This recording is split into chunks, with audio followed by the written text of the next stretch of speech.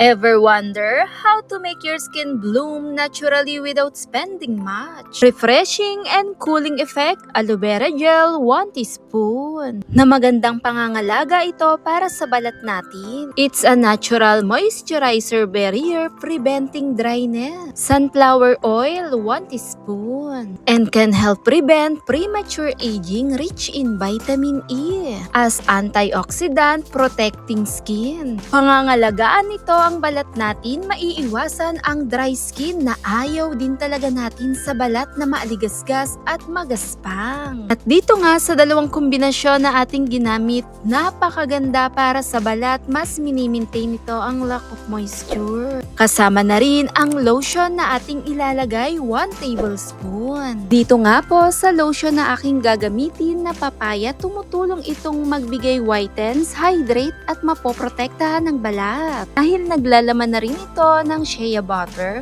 macadamia seed oil na mas maganda sa balat natin. Blooming skin routine na maganda gamitin pang araw-araw. Pagkatapos maligo, gamitin lamang gawing lotion. At ito yung napakaganda, nagbibigay smooth at malambot sa ating balat.